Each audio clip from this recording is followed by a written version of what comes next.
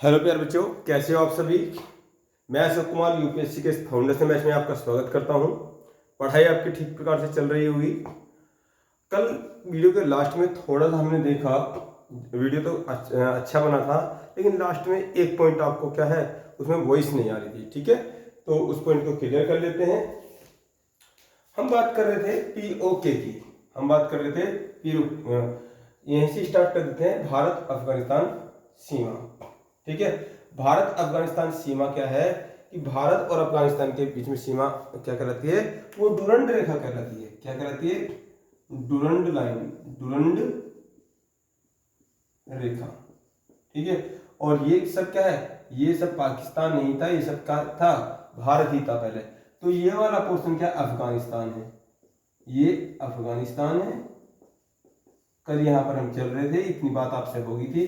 तो ये वाला पोर्शन क्या कहलाता है, ये डुरंड रेखा कहलाता है। क्या कहलाता है? डुरंड रेखा कहलाता है। अब क्योंकि यहाँ पाकिस्तान बन गया है 1947 के पश्चात, तो अब भारत पाकिस्तान अफगानिस्तान के बीच में सीमा का कोई मतलब नहीं होता है। अब क्या है, ये डुरंड रेखा भारत पाकिस्तान और अफगानिस्तान के बीच में है। लेकिन हाँ, 106 किलोमीटर का क्षेत्र, 106 किलोमीटर की सीमा अफगानिस्तान के साथ भारत साझा करता है। 106 किलोमीटर की सीमा साझा करता है। और हमारी बात चल रही थी यहाँ पर पीओके, आपने करके लिखा है नीचे से पीओके। तो पीओके का मतलब क्या है, पाक ऑक्युपाइड कश्मीर, पाक ऑक्युपाइड कश्मीर। ये वाला पोर्शन जो है,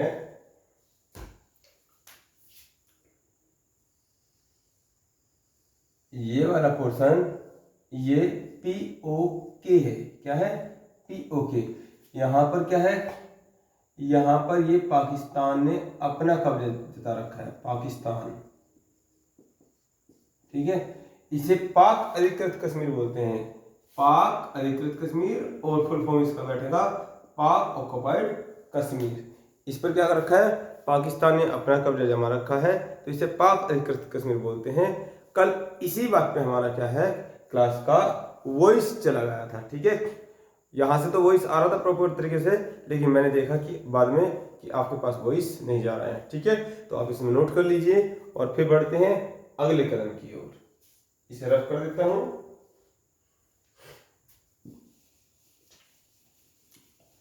हम बात कर रहे हैं भारत के जो पड़ोसी देश हैं उनके विषय में बात कर रहे हैं। भारत के पड़ोसी देशों को दो दृष्टि से देख सकते हैं हम। एक देख सकते हैं हम क्या, एक देख सकते हैं हम कहां पर, जल में, और एक देख सकते हैं कहां पर हम, स्थल में। स्थल में हमने स्टार्टिंग करी है पाकिस्तान से। सेकंड नंबर पर कहां आ रहा है, सेकंड नंबर पर आ रहा है कौन, सेकंड नंबर पे तुम्हारा ये पानी भी आ रहा है, परेशान करेगा।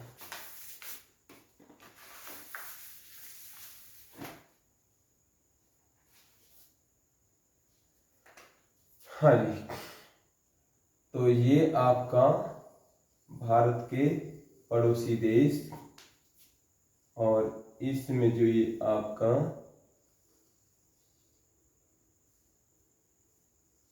हिमाचल प्रदेश, सिक्किम, अरुणाचल प्रदेश, मिजोरम, त्रिपुरा।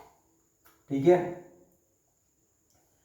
तो इतना हम आपको कवर करा चुके हैं।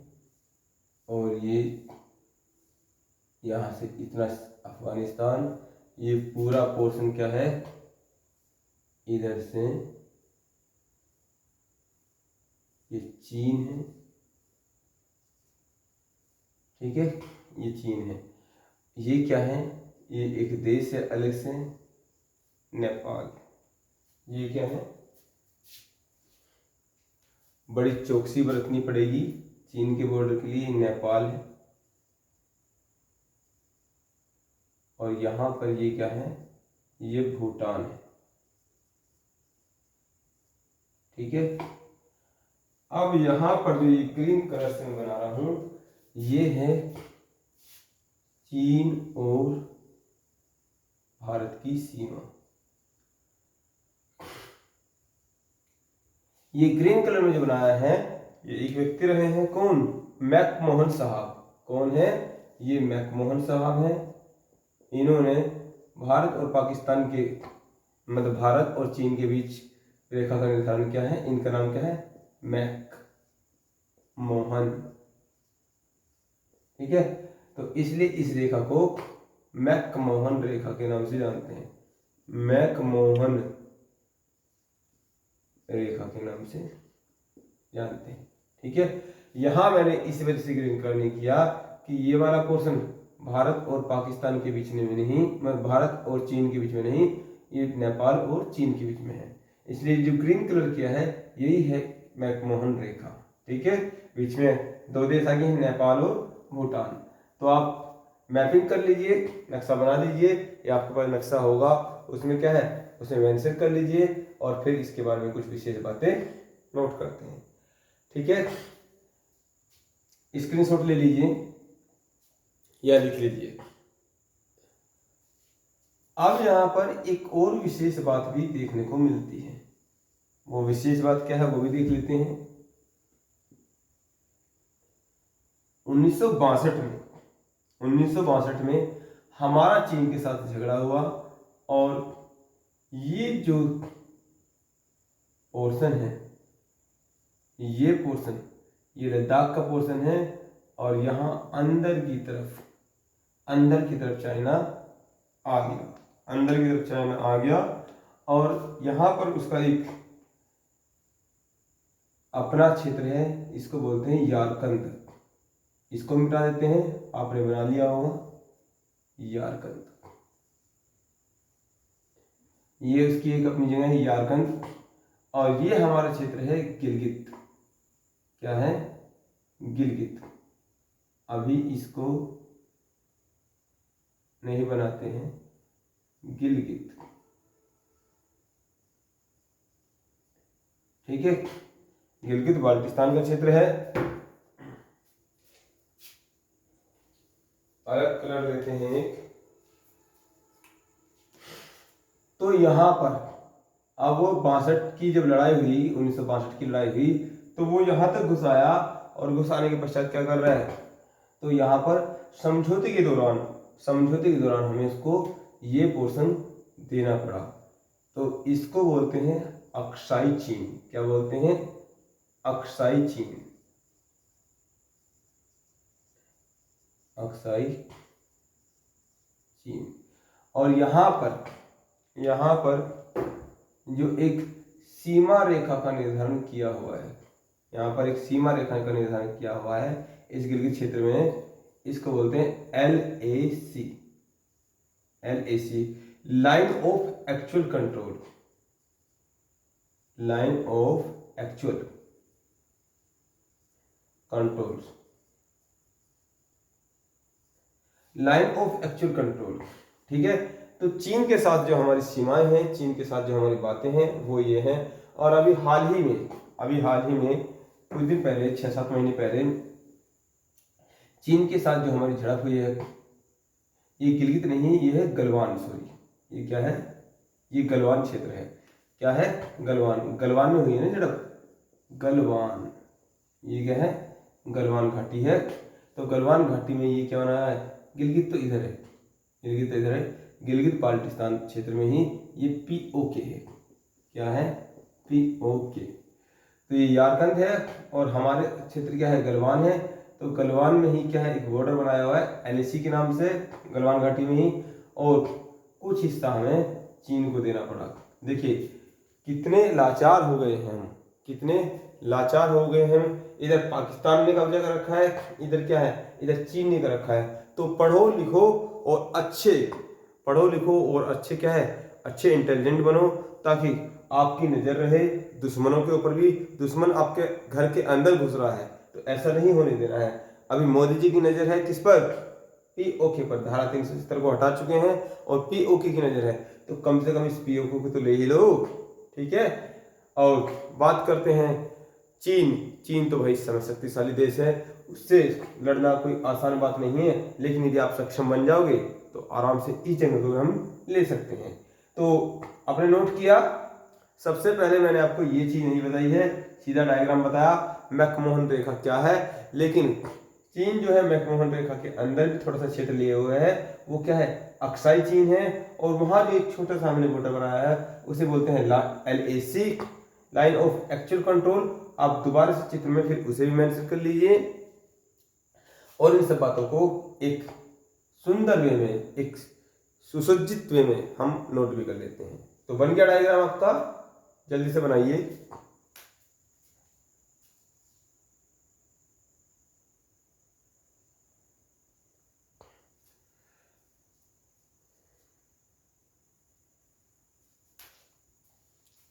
लिखेंगे भारत और चीन सीमा, भारत और चीन सीमा, डैश लगाएंगे, नीचे लिखेंगे मैकमोहन रेखा, नीचे लिखेंगे मैकमोहन रेखा, लिखेंगे मैकमोहन नामक अधिकारी ने चीन और भारत के मध्य सीमा का निर्धारण किया था। इसलिए चीन और भारत के मध्य बॉर्डर को या सीमा को मैकमोहन रेखा के नाम से जाना जाता है। इसकी कुल लंबाई 3488, इसकी कुल लंबाई 3488 किलोमीटर है। ठीक है, तो नीचे लिखेंगे मैकमोहन रेखा को स्पर्श करने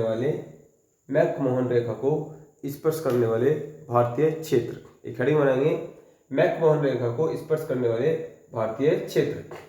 डैश कौन कौन सा करेगा भाई, एक तो आपका क्या कर देगा, एक तो ये यूटी कर देगा, ठीक है, और दूसरा क्या है, दूसरा आपका ये गलवान घाटी भी कर रही है, तीसरा क्या है, हिमाचल प्रदेश कर रहा है, फिर क्या कर रहा है, यूके कर रहा है। यूपी तो क्या है, यूपी तो हट गया है, आप नहीं समझ पा रहे हैं, इसको दोबारा बना लीजिए, क्या दिक्कत है भाई, इसको दोबारा बना लो बिल्कुल क्लियर करके। पहले आपको डाउट नहीं रहना चाहिए। ये सब क्या है, ये सब ग्रीन कलर है, आपका पहले वाला चित्र बन गया, आपका पहले वाला चित्र ये बन गया, ठीक है।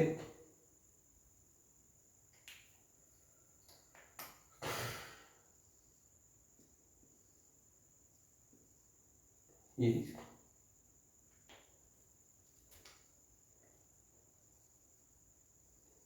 ठीक है, तो आप लिख रहे थे चीन मैकमोहन रेखा को स्पर्श करने वाले भारतीय क्षेत्र, तो डैश लगाकर आपने लिखा लद्दाख, हिमाचल प्रदेश, उत्तराखंड, क्योंकि पहले उत्तर प्रदेश था, पहले ये सब क्या था, ये सब उत्तर प्रदेश था, और लेकिन अब ये पोर्शन काट दिया है, अलग कर दिया है, ये बन गया है यूके, उत्तराखंड। अब यूपी स्पर्श नहीं करता है, ठीक है। सिक्किम, ये सिक्किम है,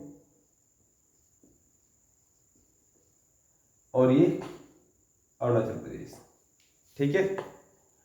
नीचे लिखेंगे नंबर 2, लिखेंगे अक्साई चीन, नंबर 2 लिखेंगे अक्साई चीन, ठीक है।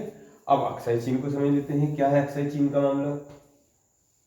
तो अक्साई चीन का जो मामला है, अक्साई चीन का मामला क्या है, तो यहां से ये वाला पोर्शन जो है, ये वाले पोर्शन को चीन ने क्या किया है, ये अंदर घुसाया था 1962 में, और यहां पर ये क्षेत्र क्या है, ये गलवान घाटी है, क्या है, गलवान घाटी, ठीक है। तो आपने लिखा नंबर 2 पॉइंट अक्साई चीन, तो अक्साई चीन में आपने लिखेंगे डैश लगा है, यह क्षेत्र 1962 में, यह क्षेत्र 1962 में जब चीन और भारत के मध्य युद्ध विराम हुआ तो उस समय भारत को चीन को देना पड़ा। इस क्षेत्र को अक्साई चीन के नाम से जाना जाता है, जो भारतीय भूभाग था। आपने डायग्राम ये बना लिया, अक्साई चीन है, ठीक है, ये अक्साई चीन है। नीचे लिखेंगे गलवान घाटी में एक सीमा रेखा का निर्धारण किया गया है, जिसे LAC पर लिखेंगे लाइन ऑफ एक्चुअल कंट्रोल के नाम से जाना जाता है।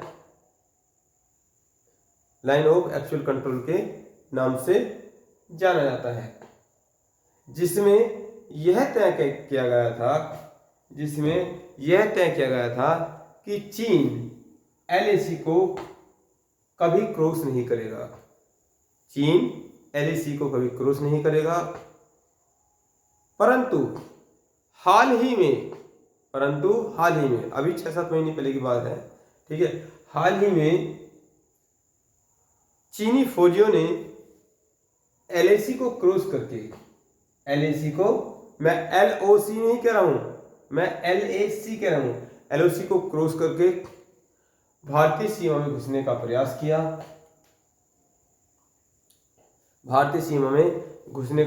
किया, जिसका भारतीय फौजियों ने मुंह तोड़ जवाब दिया। ठीक है, तो ये कुछ बातें रही चीन सीमा से संबंधित। और इसमें क्वेश्चन कैसे बनेगा, इसमें जो लेटेस्ट क्वेश्चन बनने की उम्मीद है वो एक तो अक्साई चीन और LAC से है, क्योंकि ये बातें चर्चा में रही हैं। और दूसरा क्या है, यहाँ से ये पूछ सकता है कि बताइए कितने राज्य या कितना क्षेत्र भारत का चीन को स्पर्श करता है या मैकमोहन रेखा को स्पर्श करता है। तो अब इसमें क्या है भाई, 1, 2, 3, 4 और 5, टोटल 5 क्षेत्र है। और 5 में से एक क्या है, एक यूटी है लद्दाख, क्योंकि हम आपको पहले से ही बता चुके थे ये जो नक्शा बनेगा, ये मैपिंग बनेगा, ये इस प्रकार से बनेगा। यहाँ से जम्मू कश्मीर जो है ये आपकी कौन सी है, ये कल हमने बताया था रेड क्लिफ को टच करेगा, जम्मू कश्मीर मैकमोहन को स्पर्श नहीं करने का। ठीक है, चेंज कीजिए भारत और नेपाल सीमा।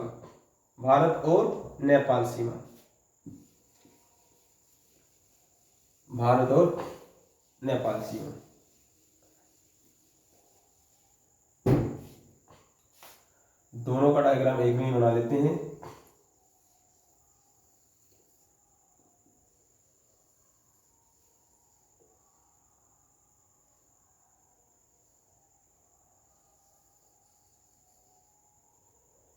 ये वाला पोर्शन नेपाल है, और ये वाला पोर्शन भूटान है। ठीक है, तो लिखेंगे भारत और नेपाल सीमा, इन दोनों देशों के मध्य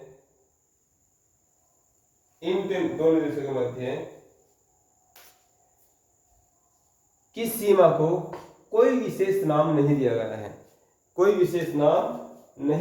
है, परंतु फिर भी यह चौथे नंबर की सबसे लंबी सीमा है। इसमें प्रमुख रूप से उत्तराखंड, उत्तर प्रदेश, बिहार और पश्चिम बंगाल सीमा बनाते हैं। ठीक है, इसमें बस इतना ही है। और बाकी कुछ विशेष नहीं है, ना इसको कोई नाम दिया गया है। नेक्स्ट लिखेंगे भारत और भूटान सीमा, भारत और भूटान सीमा, ठीक है।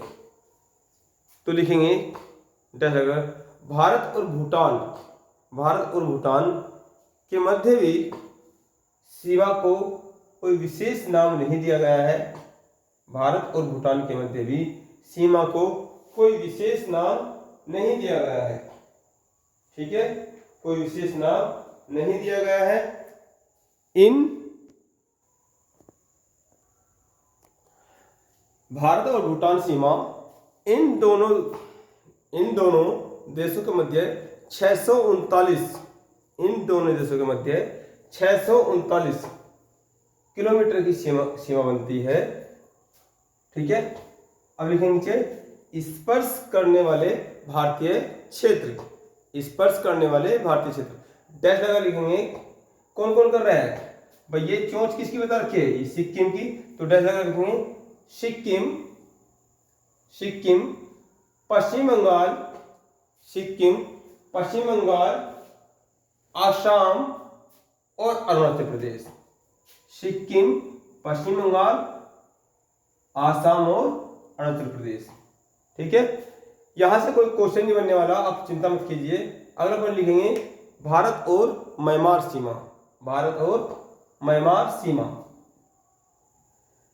डैश लगा लिखेंगे भारत और म्यांमार के मध्य भी सीमा को कोई विशेष नाम नहीं दिया गया है, सीमा को कोई विशेष नाम नहीं दिया गया है, परंतु फिर भी यह 1643 किलोमीटर, अरे ये म्यांमार है ना, आप रिवीजन तो करते नहीं, म्यांमार, ये म्यांमार है, तो ये वाली सीमा की बात कर रहे हैं। भारत और म्यांमार के मध्य 1643 किलोमीटर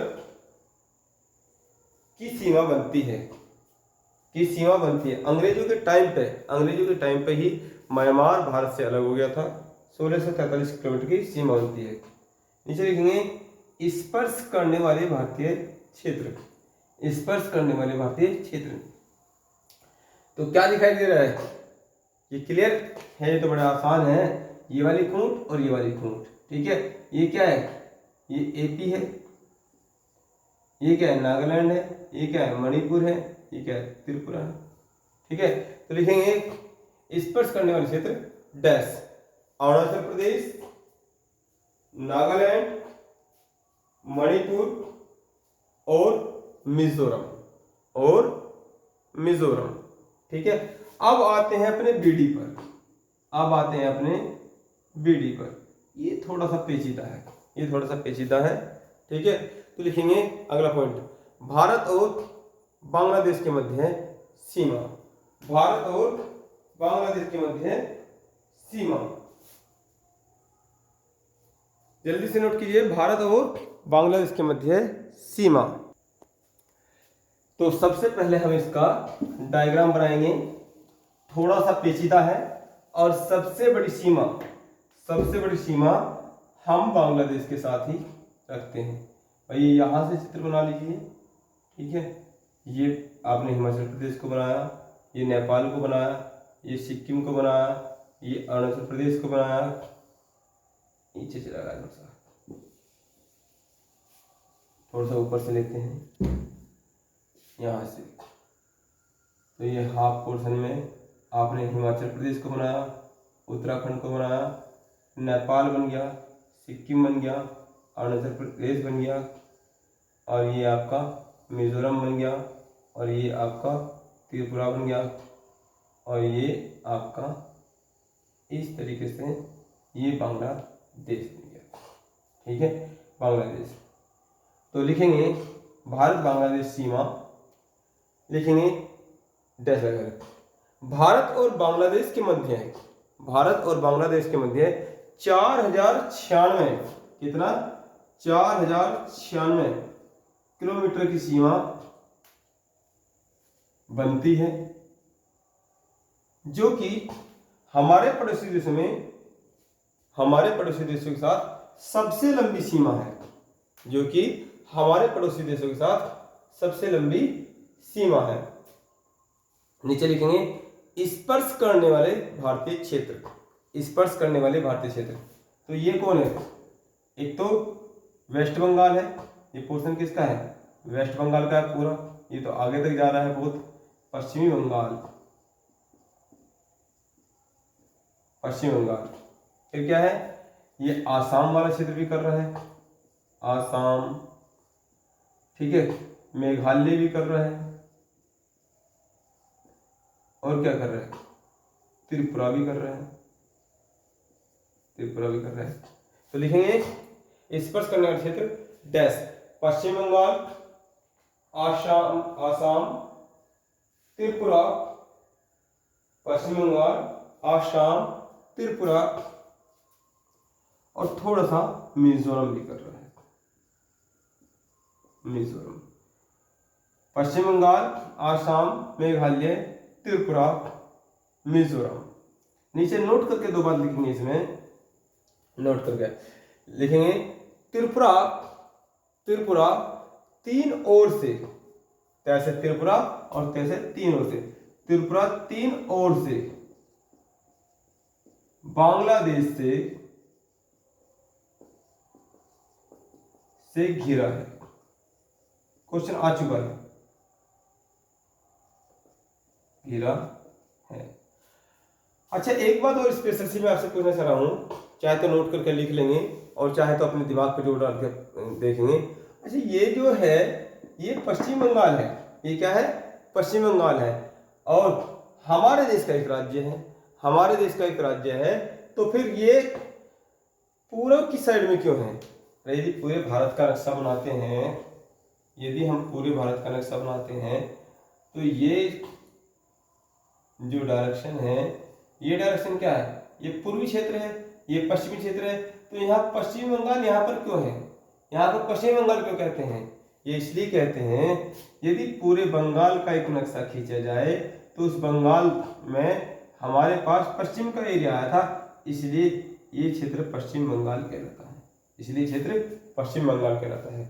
ठीक है, अपने किसी मित्र से पूछ के देखना कि पश्चिम बंगाल, हमारा जो ये पश्चिम बंगाल है, इसको ये है तो पूर्व में भारत के, लेकिन पश्चिम बंगाल क्यों कहते हैं? शायद जवाब नहीं मिलने का। ठीक है, ये कॉमन सी बात थी, कोई इसे विशेष बात नहीं थी, लेकिन यदि एग्जाम में आ जाए तो बड़ी टेढ़ा हो जाएगा, बड़ा टेढ़ा हो जाएगा, और है बड़ा आसान सा। अरे ये क्या है? बंगाल का पश्चिमी हिस्सा हमारे पास है, इसलिए पश्चिम बंगाल राज्य के नाम से इस क्षेत्र को जानते हैं। ठीक है, तो ये रही बातें हमारी स्थलीय सीमा की, ये रही बातें हमारी स्थलीय सीमा की। और इसमें एक क्वेश्चन और बनता है, इसमें एक क्वेश्चन और बनता है, इसके बाद हम जलीय सीमा की ओर मूव करेंगे कि जल के साथ हमारे कौन कौन सी सीमा बनती है, कौन कौन से देश हैं जो जल से हमारे साथ सीमा बनाते हैं।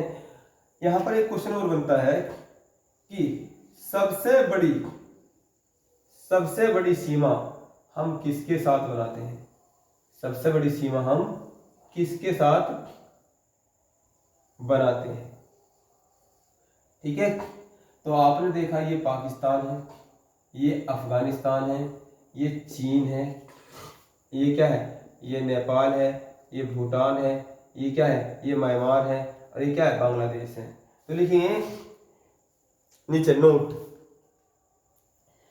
सबसे बड़ी सीमा, सबसे बड़ी सीमा, और आप इस प्रकार से लिख लेंगे, नंबर 1 क्वेश्चन में बांग्लादेश, बांग्लादेश। तो कितना है? 4096 किलोमीटर। ठीक है, फिर एक ये वाला लगाएंगे, ये बड़ा चिन्ह है ना, ये बड़ा है। इसके बाद नंबर किसका आता है? बांग्लादेश के बाद नंबर आता है तुम्हारा चीन का। ठीक है, सेकंड जो सीमा है वो मैकमोहन देखा है, चीन, और तीसरे नंबर पर आता है पाकिस्तान। ठीक है, उसके बाद फिर घटते क्रम में आता है, और सबसे लास्ट में क्या है? सबसे लास्ट में है अफगानिस्तान।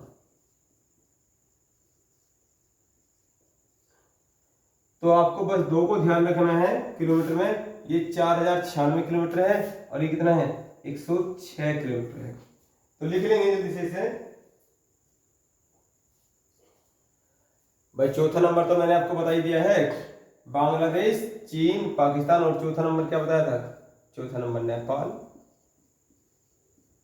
ठीक है, फिर क्या रहता है, फिर आपका भाई 1 2 3 4, फिर आता है आपका भूटान। नेपाल के बाद कौन सा आएगा, म्यांमार आएगा, म्यांमार। नेपाल के बाद म्यांमार आएगा, म्यांमार।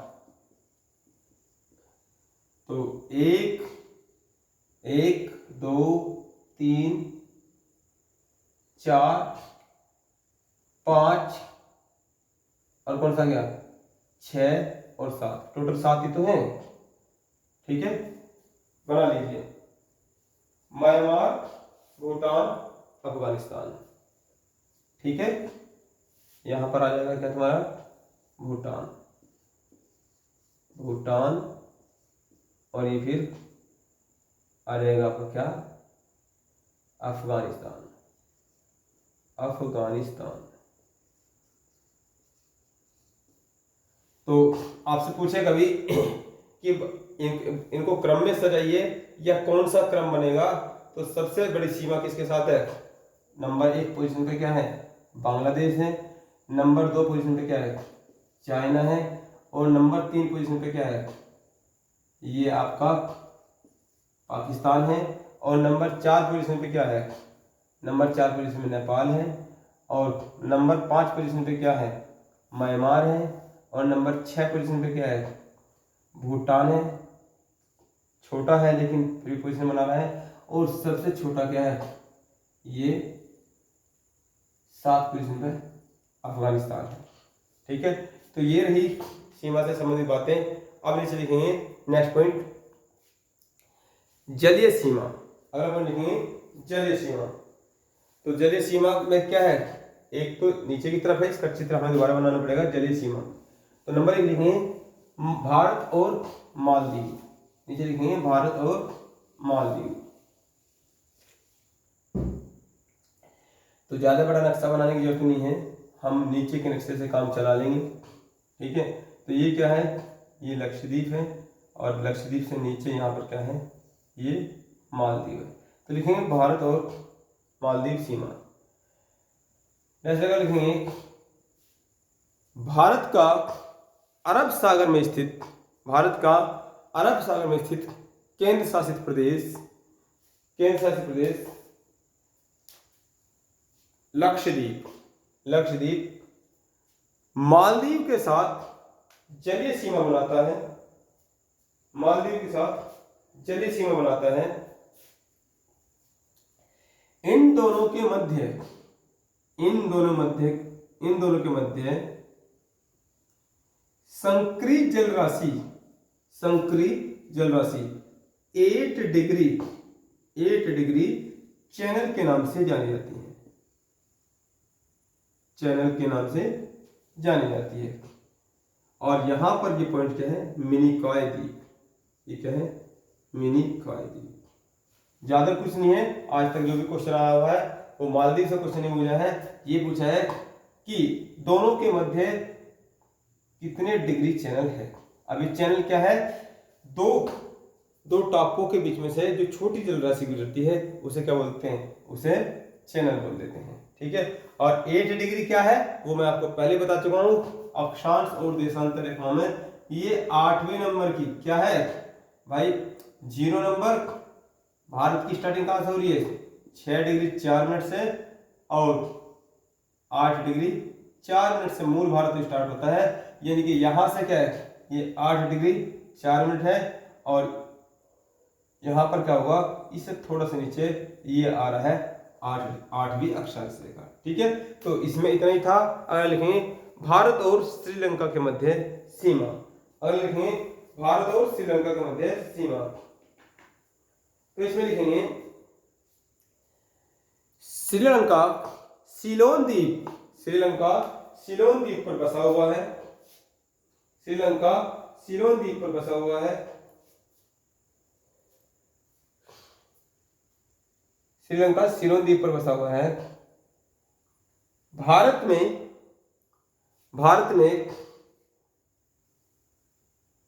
मन्नार की खाड़ी, भारत में मन्नार की खाड़ी सीलोन द्वीप और श्रीलंका के मध्य स्थित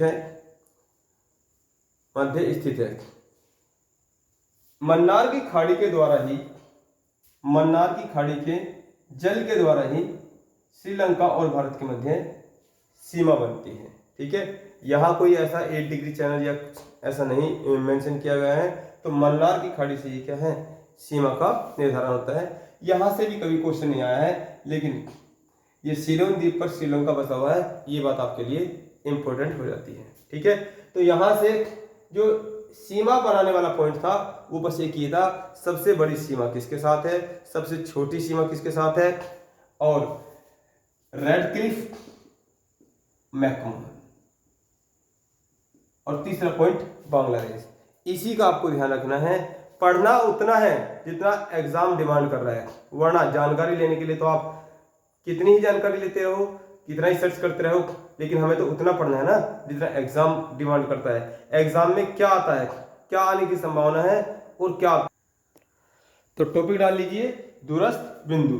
अब दूरस्थ बिंदु क्या है, यहां से कई बार क्वेश्चन आ चुका है, लेकिन थोड़ा सा कंफ्यूजन भी है, क्या कंफ्यूजन है मैं दूर कर देता हूं। देखिए, चाहे तो मैं इस क्रॉस में बना लूं, एक क्रॉस में भारत का नक्शा ही बना देते हैं, वही सही रहेगा, हिमाचल प्रदेश, उत्तराखंड, नेपाल, सिक्किम और ये हमारा मिजोरम, त्रिपुरा।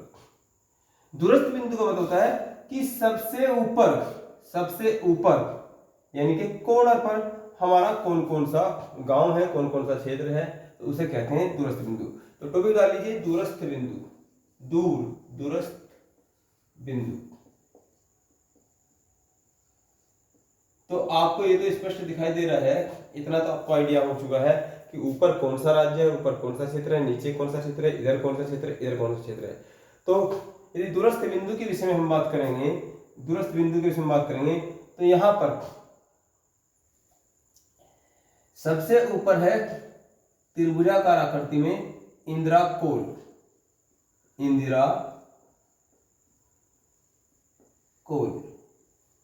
कोल है, और यहां से है कैप कैमोरिन। यहां पर क्या है, कैप कैमोरिन, पता नहीं ये आपको शायद ना दिख रहा हो, तो इसको थोड़ा सा छोटा बनाना पड़ेगा। ये आपका है, थोड़ा सा और छोटा ले लेते हैं, कोई दिक्कत नहीं है आपको। ये क्या है, यहां पर जो जगह है ये है कैप कैमोरिन। सबसे ऊपर इंदिरा कोल, सबसे नीचे कैप कैमोरिन, और इधर क्या है, गौर माता। इधर क्या है,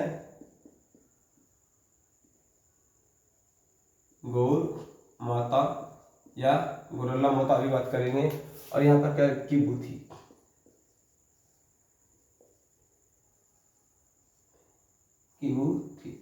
तो काम तो आपका इनमें चल जाएगा, एक पॉइंट और है कंफ्यूजन वाला, वो क्या है, वो है ये।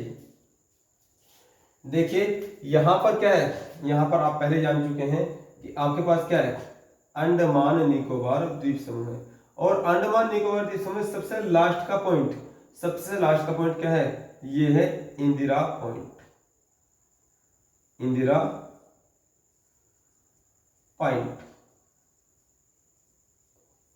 ये इंदिरा पॉइंट है। तो अब समझते हैं क्या कंफ्यूजन है। पूछेगा दूरस्थ बिंदु में बताइए सबसे उत्तरी बिंदु कौन सा है, इसे कहते हैं सबसे उत्तरी बिंदु, और दक्षिणतम बिंदु क्या है, दक्षिणी बिंदु तो ये है और दक्षिणतम बिंदु ये है। तो दक्षिणतम बिंदु इंदिरा पॉइंट है, या सबसे उत्तरी और सबसे दक्षिणी कौन सा है, सबसे उत्तरी इंदिरा कोल है, सबसे दक्षिणी इंदिरा पॉइंट है। ठीक है, और यदि मूल भूमि की बात करता है तो वो कैप कैमोरिन है, क्योंकि ये क्या है, ये द्वीपीय क्षेत्र है हमारे पास, और इसको हम अंडमान निकोबार द्वीप समूह के नाम से जानते हैं। अंडमान निकोबार द्वीप समूह, अंडमान निकोबार द्वीप समूह। और ये सबसे पश्चिमी बिंदु हुआ कौन सा, गौर माता। कौन सा हुआ, गौर माता। ये सबसे क्या हुआ, पूर्वी बिंदु हुआ किबूथी। कौन सा राज्य है, अरुणाचल प्रदेश। कौन सा राज्य है, गुजरात।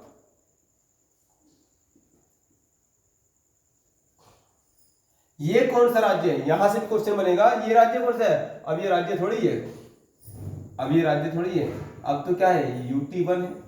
अब तो UT1 है। तो आइए नोट करते हैं। सबसे पहले डायग्राम बना लीजिए हल्का सा, और फिर मैं आपको बताता हूँ दूरस्थ बिंदु में आपको किस तरीके से मेंशन करके लेके चलना है, कहां से क्वेश्चन बनता है। तो डायग्राम बनाइए जल्दी से।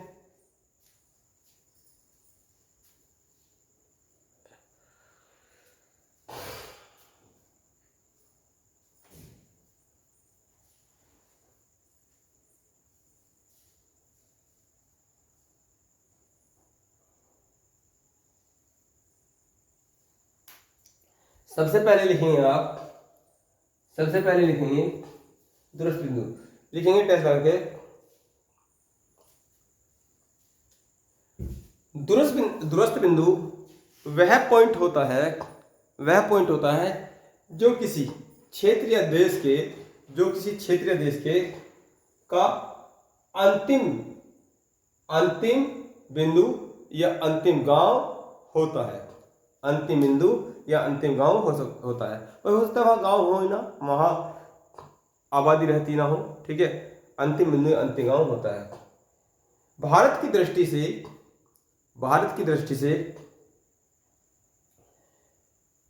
चूंकि भारत की दृष्टि से चूंकि भारत चतुष्कोणीय स्थिति रखता है, भारत चतुष्कोणीय स्थिति रखता है, ये बिंदु निम्न प्रकार है। Dash Indira col, comma cape Comorin, comma Indira point, comma Gaur Mata, comma किबूथी।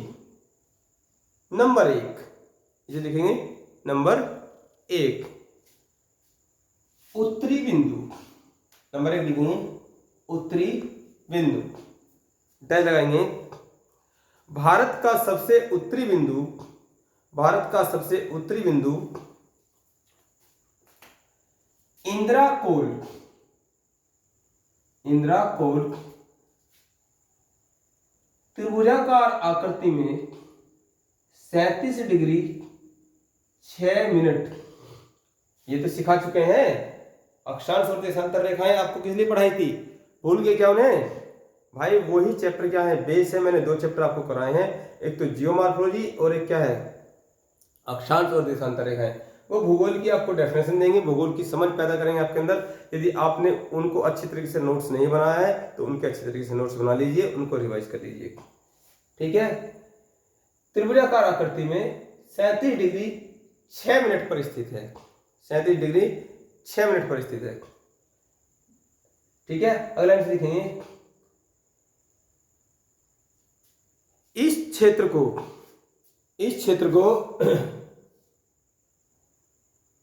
आपने क्या लिखा स्टार्टिंग में, उत्तरी बिंदु लिखा है डैश लगा के। भारत का सबसे उत्तरी बिंदु इंदिरा कोल त्रिभुजाकार आकृति में 37 डिग्री 6 मिनट पर स्थित है, ठीक है। जिसे तात्कालिक गृह मंत्री सरदार वल्लभ भाई पटेल ने भारत माता के माथे की बिंदिया कहा था। भारत माता के माथे की बिंदिया कहा था, ठीक है। अब लेते हैं, हाँ, यह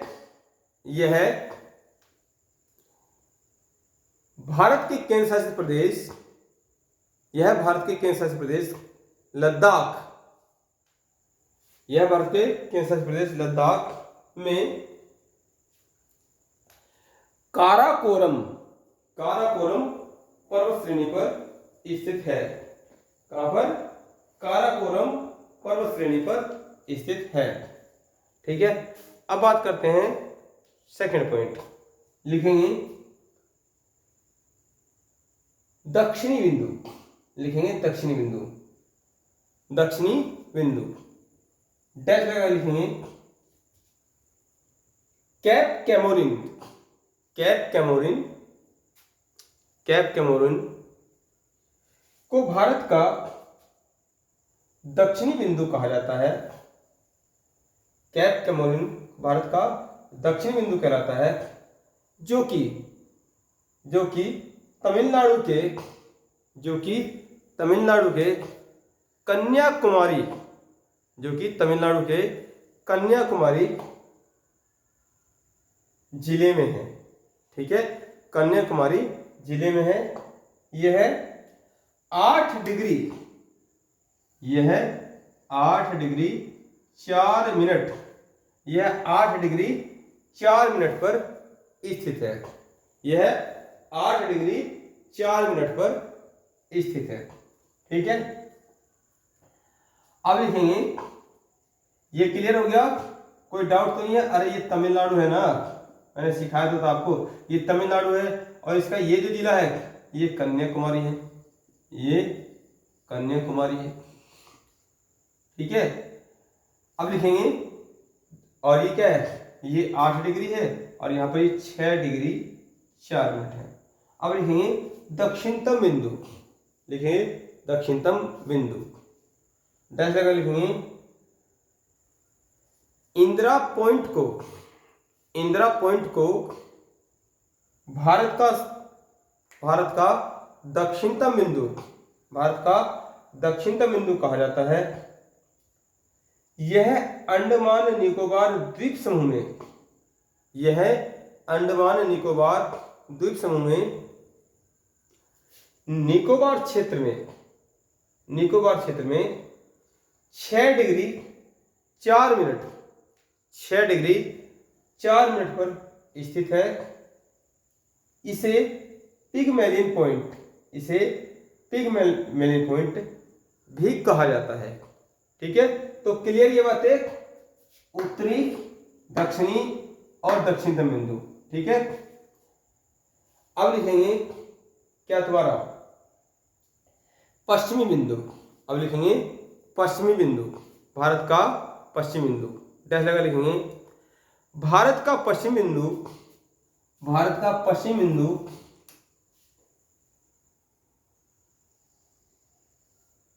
गुजरात राज्य में, गुजरात राज्य में संक्रिक क्षेत्र में, इसको बोलते हैं संक्रिक, संक्रिक क्षेत्र में गौर माता के नाम से जाना जाता है, गौर माता के नाम से जाना जाता है। यह 68.6वीं देशांतर रेखा पर स्थित है, 68.6वीं देशांतर रेखा पर स्थित है। अरे यदि डिस्टेंस को जानना होगा तो अक्षांश रेखा सिखाई थी, और यदि इस तरीके से हमें लंबवत विभाजन करना हो तो लंबवत विभाजन करने के लिए देशांतर रेखा खींची गई थी ना पूरी पृथ्वी पर, भूल गए? रिवाइज कर लो भाई, रिवाइज। ठीक है, बार बार कहता हूं रिवाइज कर लो, जैसे चीजें आगे बढ़ती रहेंगी आप क्या है, आप पीछे छोड़ते चले जाओगे। तो आपने लिखा पश्चिम बिंदु, इसमें लिखेंगे, लिखा है भारत का सबसे पश्चिम बिंदु 68.6वीं देशांतर रेखा पर गुजरात राज्य में गौर माता को कहा गया है, जो कि संक्रिक क्षेत्र के अंतर्गत आता है। ठीक है, आप लिखेंगे भारत का सबसे पूर्वी बिंदु, चौथा पॉइंट, भारत का सबसे पूर्वी बिंदु लिखेंगे, ये कौन कितना है, 97.25वीं देशांतर रेखा, 97.25वीं देशांतर रेखा लिखेंगे। भारत के अरुणाचल प्रदेश में, भारत के अरुणाचल प्रदेश में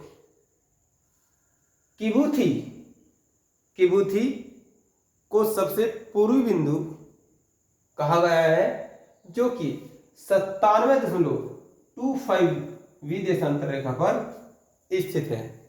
97.25 देशांतर रेखा पर स्थित है। ठीक है, तो ये रहा भारत का अंतिम बिंदु वाला पॉइंट। मुझे लगता है कि आप क्या कर रहे हैं, मुझे लगता है आप रिवीजन नहीं कर रहे हैं। ठीक है, एक टॉपिक लिखिए और समझिए पूरे भारत की स्थिति, क्या स्थिति है, पृथ्वी के परिप्रेक्ष्य में भारत की क्या स्थिति है, समझिए।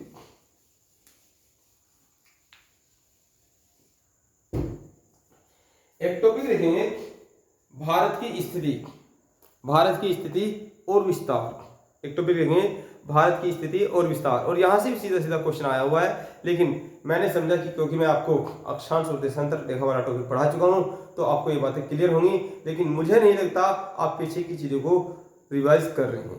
ठीक है, और मैं बार बार कहता हूं रिवीजन करते हुए चलिए। टॉपिक लिखा आपने भारत की स्थिति तथा विस्तार,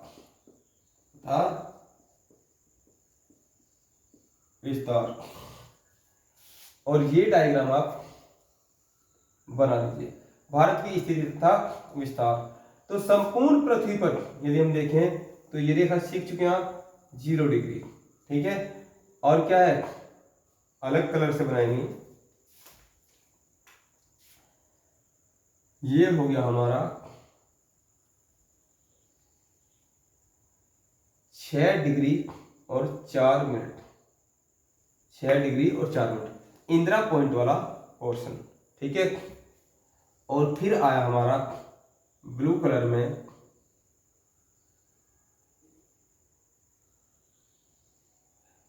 ये कितना आया, 8 डिग्री और 4 मिनट वाला पोर्शन। ठीक है, और फिर आया हमारा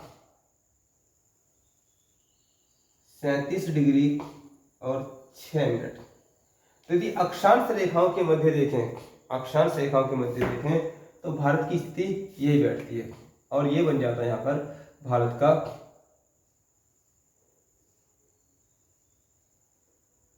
मैन डायग्राम।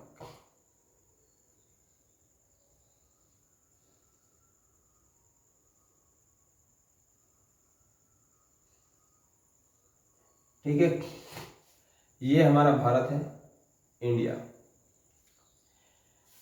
तो चित्र बना लीजिए भारत की स्थिति तथा विस्तार। ठीक है,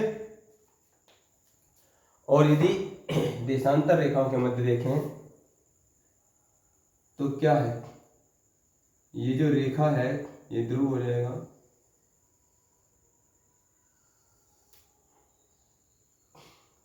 और यहीं से एक रेखा आएगी ये वाली।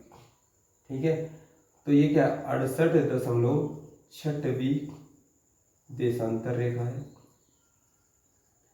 और ये क्या है 97.25 देशांतर रेखा है। जल्दी से डायग्राम बनाइए और फिर मैं बताता हूं क्वेश्चन कैसे पुटअप होगा इस डायग्राम से। क्वेश्चन कैसे पुटअप होगा इस डायग्राम से, क्या मतलब है भारत की स्थिति तथा विस्तार के। वैसे ये चित्र मैं आपको पहले बनवा चुका हूं, ये लोकेशन मैं आपको पहले भी दिखा चुका हूं, लेकिन 2 टुकड़ों में। तो इसमें लिखेंगे डायग्राम बन गया आपका, लिखेंगे भारत, भारत स्टार्टिंग यहां से कराई है, भारत दक्षिणी एशिया का, भारत दक्षिणी एशिया का सबसे बड़ा और महत्वपूर्ण प्रायद्वीपीय देश है, प्रायद्वीपीय देश है, एशिया के दक्षिण में है। ठीक है, हमने जूम करके बना रखा है, प्रायद्वीपीय देश है। अक्षांश रेखाओं के मध्य, अगर बनेंगे अक्षांश रेखाओं के मध्य भारत की स्थिति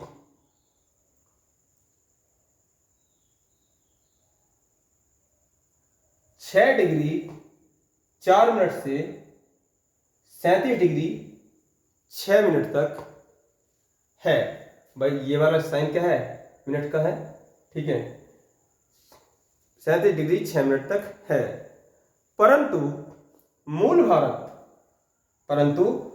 भारत 8 डिग्री 4 मिनट से 37 डिग्री 6 मिनट के मध्य स्थित है।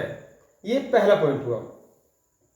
दूसरा पॉइंट लिखेंगे, अब इसी में अगला पॉइंट बना के लिखेंगे, देशांतर रेखाओं के मध्य भारत की स्थिति 68.6वीं देशांतर रेखा से 97.25वीं देशांतर रेखा के मध्य है। ठीक है, अब देखते हैं क्वेश्चन कैसे बनता है। लिखेंगे एक क्वेश्चन लिखेंगे और यहां पर इसको रफ करने से पहले आप पता नहीं भूले हैं या याद है, ये 0 डिग्री है, ये ऊपर वाला पोर्शन है, ये उत्तरी गोलार्ध है, तो इसे n लिख देते हैं। ये भी क्या है, n है। इस बात का ध्यान रखना, इनके उत्तर की तरफ नॉर्थ। और ये क्या है, ये तुम्हारा ये जो रेखा है, तो ये क्या रहेगी, ये ईस्ट रहेगी। और ये भी क्या है, ये भी ईस्ट वाली ही रेखा है। ठीक है, इस तरफ। तो लिखेंगे एक क्वेश्चन, बताओ निम्न में से भारत की स्थिति क्या है। बताओ निम्न में से भारत की स्थिति क्या है। और ऑप्शन देगा, ऑप्शन ए देगा, ऑप्शन बी देगा, ऑप्शन सी देगा और ऑप्शन डी देगा। निम्न में से भारत की स्थिति क्या है। ऑप्शन ए लिखेंगे आप क्या, 8 degree 4 minute S dash 37 degree 6 minute S. ठीक है, ऑप्शन बी है 8 degree 4 minute N dash 37 degree 6 minute N. Option D है 8 degree 4 minute S dash 37 degree 6 minute N. Option D है 8 degree 4 minute N dash 37 degree 6 minute S. ठीक है, तो ये आपको करना है। मैं आपको आंसर दे चुका हूं, कल इसके विषय में बात करेंगे हम। ठीक है, कल इसके विषय में बात करेंगे। ये क्वेश्चन है और क्वेश्चन कैसा आना है वो मैंने आपको बताया है। ठीक है, एक क्वेश्चन और लिख लीजिए, एक क्वेश्चन और लिखेंगे देशांतर रेखाओं के मध्य भारत की स्थिति क्या है। देशांतर रेखाओं के मध्य भारत की स्थिति क्या है।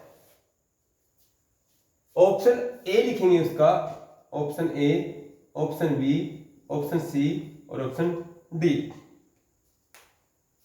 ठीक है, तो क्या दे रहा है 8 degree 4 minute N dash 8 degree 4 minute N. Option B दिया है 97 degree 25 minute N dash 68 degree, और ये तुम्हारा 68 डिग्री 6 मिनट एन। फिर दे रहा है 68 डिग्री 6 मिनट ई डैश 97 डिग्री और 25 मिनट ई। फिर दे रहा है 68 डिग्री 6 मिनट, ये है 68.6 ई से 0.25 ठीक है, ये ऑप्शन दिए हैं, स्क्रीनशॉट ले लीजिए। कल इनके विषय में बात करेंगे। मुझे उम्मीद है कि आप थोड़ा सा दिमाग लगाएंगे और इन क्वेश्चन का आंसर बड़े आराम से क्लियर कर लेंगे। ठीक है, तो आज का लेक्चर यहीं पर समाप्त करते हैं और संभावना है आज जो ये वीडियो है आपको बीच में से कटिंग